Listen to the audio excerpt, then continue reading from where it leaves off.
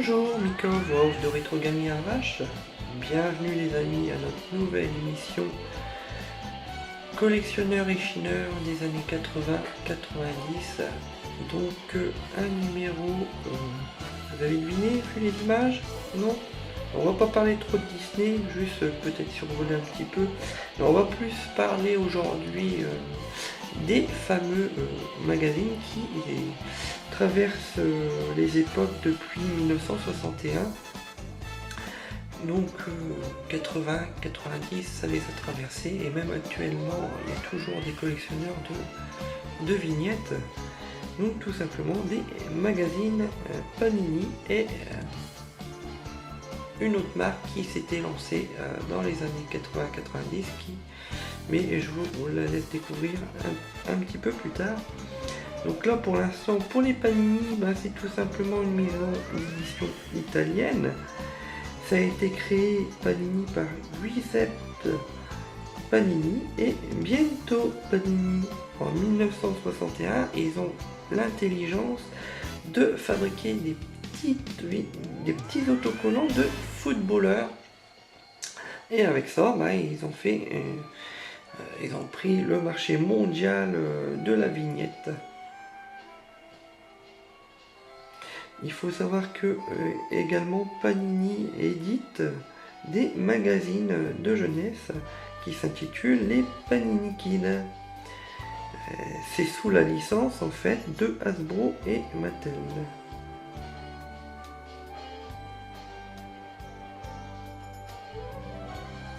Alors on va regarder ensemble les quelques Panini que j'ai. Donc j'ai Pocahontas, et on va parler de la filière d'AB, tiens, parce qu'on peut pas passer sur les années 80-90 sur les magazines de vignettes sans parler de SFC, qui était bien sûr une maison de production de, comme je vous l'ai dit avant, sur l'ancien numéro collectionneur et chineur Dorothée Magazine. C'était AB Productions qui était derrière SFC. Donc allons-y. Alors il faut savoir qu'en Panini il y en avait plein, hein. Il n'y a pas eu que sur les Disney. Donc, il y a sur les footballeurs, il y a un petit peu tout. Donc un petit effet nostalgique, j'espère. Alors on va repartir sur le Panini Pocahontas pour les fans de Disney. Alors là c'est un Panini complet. Ouais, il faut pas oublier qu'il y avait aussi à l'époque les Trados, et ça c'était excellent à collectionner en vignettes.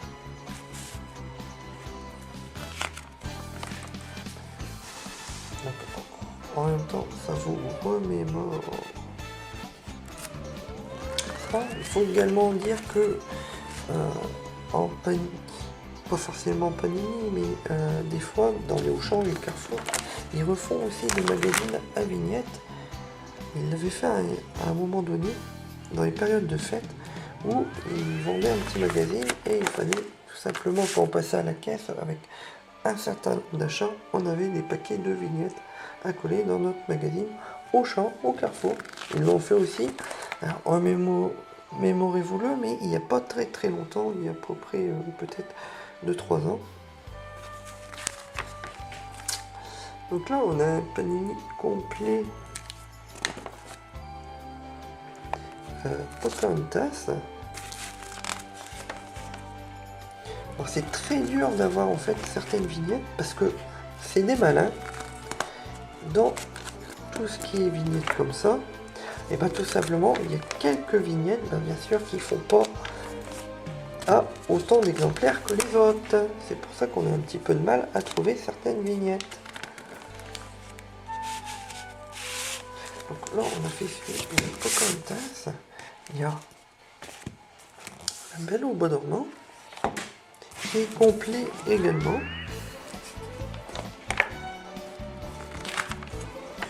Donc ils font ça bien, et c'est très dur de les avoir complets.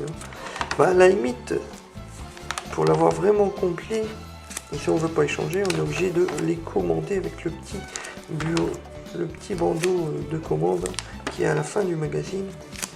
C'était plus simple à avoir.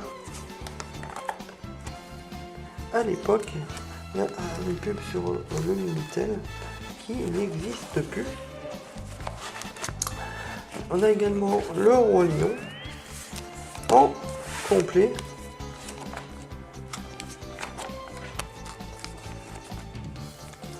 Je vous passe les pages en complet.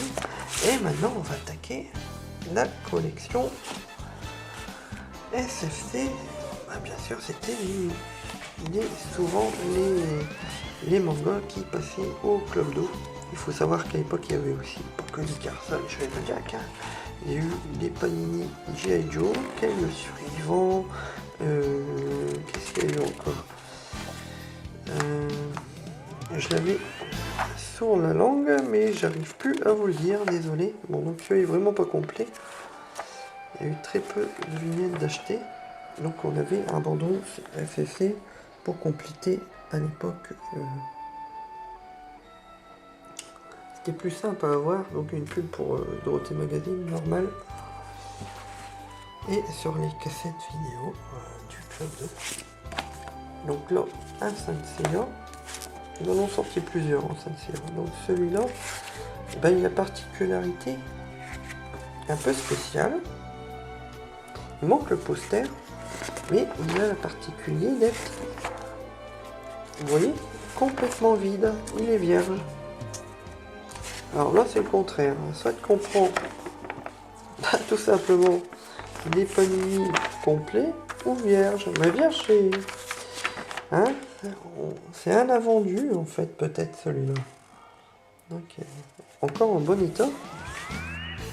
Avec une pub pour les figurines, ça, ça, c'est canon. Et là, bah, je l'ai en double. Et ils sont tous les deux complets.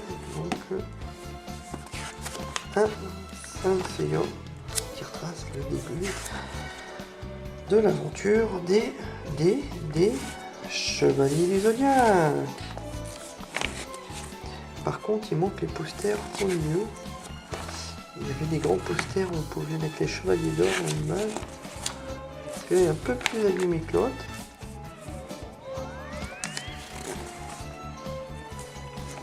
Voilà, voilà, voilà. Voilà, j'espère que ça vous a plu. Et sur ce, à un prochain numéro collectionneur et chineur de Panini. Et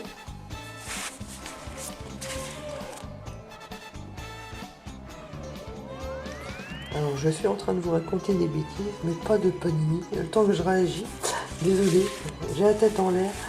Donc un prochain numéro de collectionneur et chineur le mois prochain. A plus et